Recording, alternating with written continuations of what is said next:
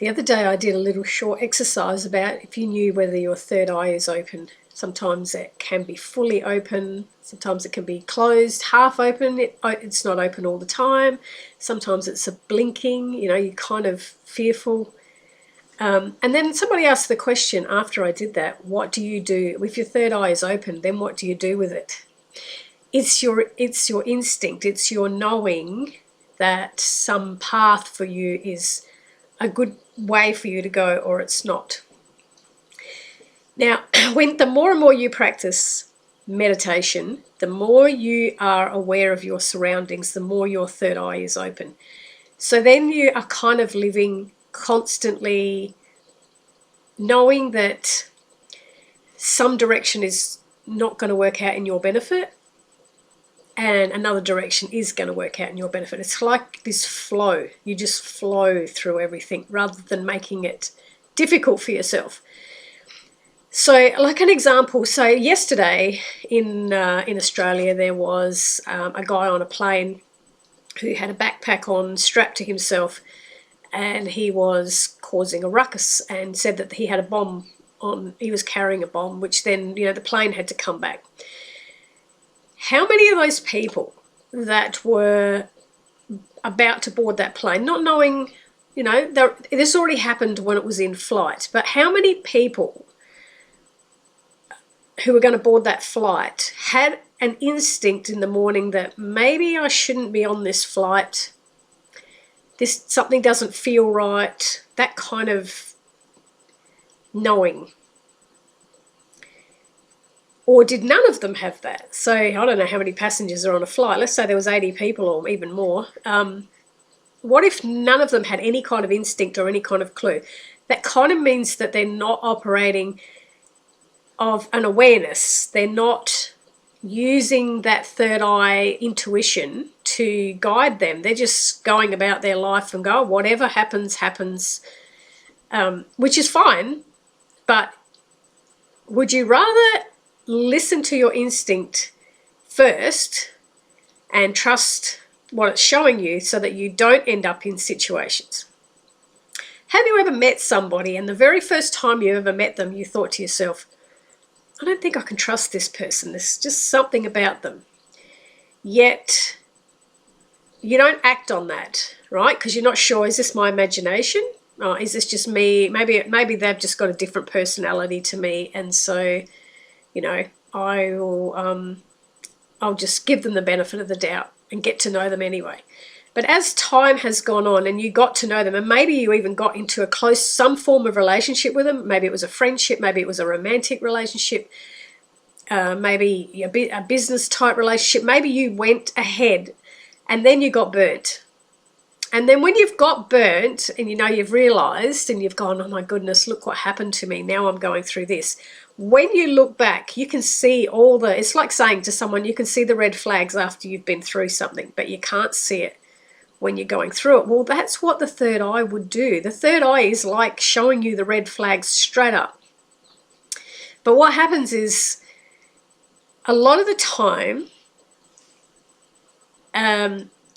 there's this instinct in the back that will be saying, don't go that path, don't go that path.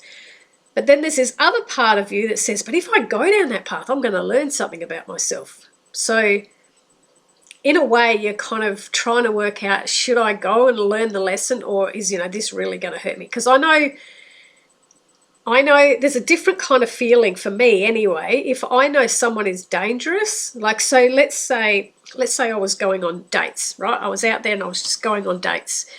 And I was putting myself in situations that are compromising, where my life could actually be in danger. My third eye, my instinct, will tell me before I've even got there that this person could be dangerous. This person is not having your best interest at heart. So in that situation where it's a very, very strong get out of there type feeling, I will listen and I will go. I will just make an excuse and not show up, or, just end it right there and then. But then other times I've thought, now this other person, they're not right for me, but they're also going to teach me things about myself. Either I need to boost my self-worth, or I need to be more confident in just being me without having to act in a way to be liked. So there's all these different lessons. So in that, when I've got that instinct and my third eye is just kind of saying, be careful, be cautious of this person, but you're also going to learn a lesson, I'll still go down that path because I know there's going to be some kind of benefit for me, even though in the end it's because you know what it is, my third eye will tell me you're not going to end up with that person. So I know the end result. The third eye is kind of like showing me the end result, but the journey's still up to me. So I can go down that path and take the lessons, or I can just take the experience, or I could totally ignore it and then wait for somebody else to come along. So it's the third eye is your instinct. Now it's a way of also, when you're more open with your third eye, you're more connected to somebody else's energy. So you feel them on a totally different level. It's a very different feeling to sitting across the table with somebody, and if you want something from them, if you're wanting some form of relationship from them, you're more that's when the ego self will be more prevalent, right? Your human ego self is wanting something. So that's when you start acting like, you act in a way so that they are going to like you. And in a way you kind of mirror them. You work out, you look at what they're doing, you ask some questions, what do you like? And then you try to be what they would like so that they like you. And they're doing the same thing. They're doing the same thing with you, excuse me. They're doing the same thing with you, wanting you to like them. So there's that kind of interaction. And then the third eye is going deeper again. The third eye is seeing things and feeling things about them that they might not even be aware of.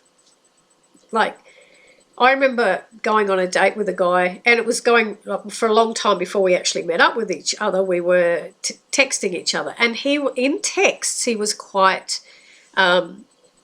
chatty, he used to type long texts, and then he would, when we would talk on the phone, he would have long conversations.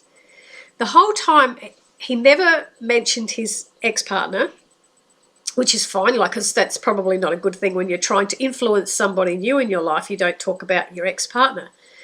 But it's for someone like me, I want to know why their relationship ended, because it helps me get a bit of a idea on what kind of a personality they have and what their problems are. But something in my mind, something in my intuition was saying the whole time that he's holding on to a lot of anger around his ex-wife. There's just this anger there.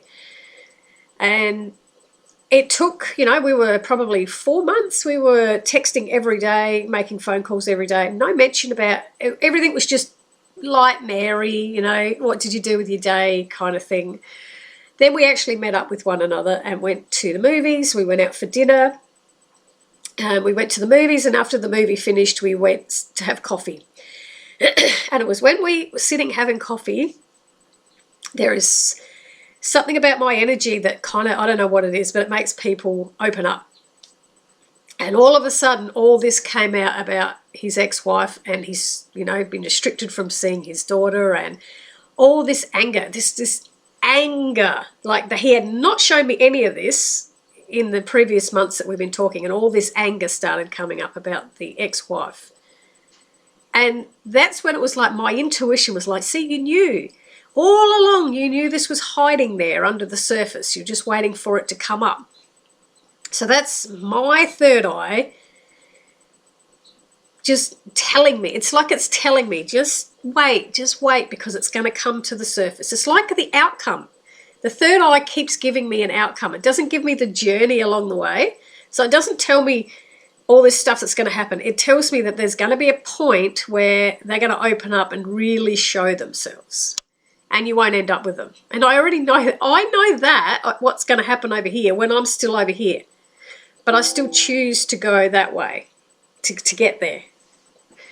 Because in a way, I'm taking them on the journey as well. And then, of course, after that night, he just messaged me and said, I don't think we're a very good match. Well, of course we're not a good match, because he's just shown me who he really is.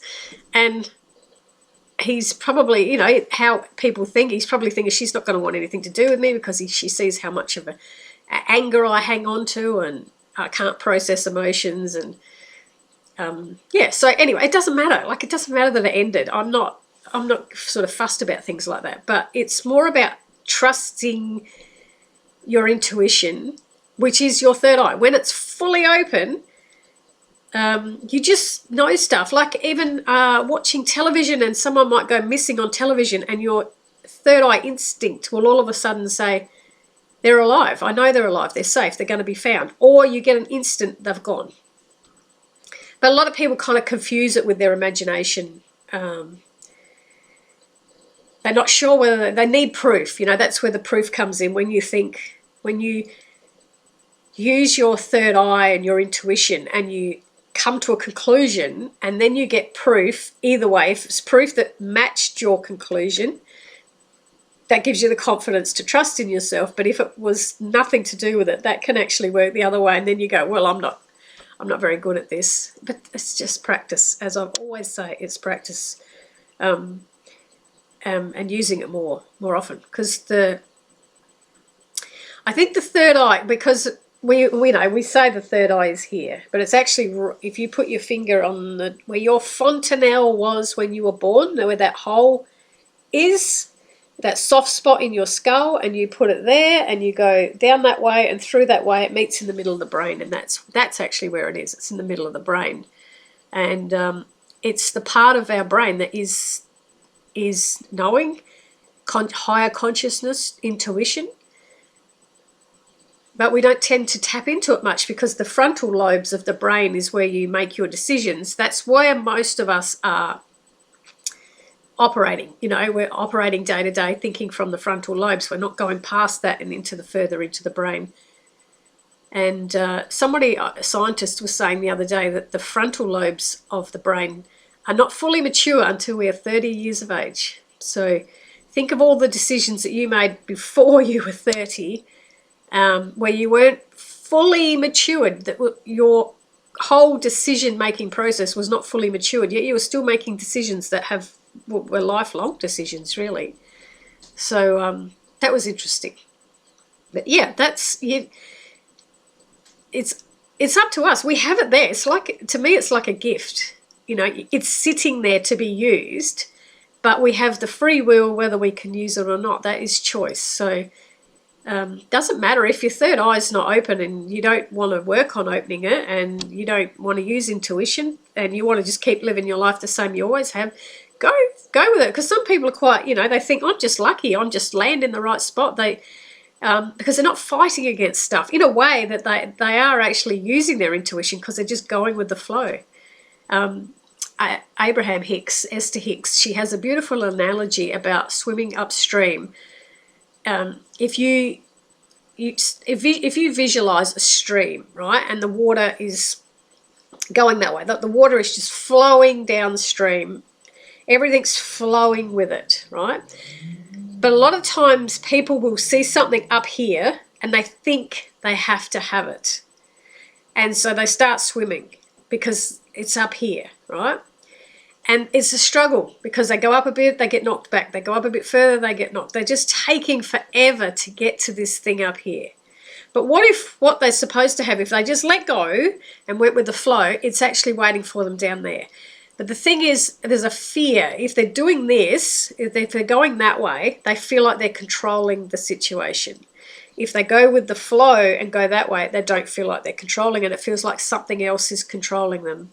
And that comes from, you know, needing to control your things in life because of fears and what got taken away from you when you were younger, and not wanting to go through stuff. It's all about suppressed emotions from the past. So anyway, that's a whole different topic.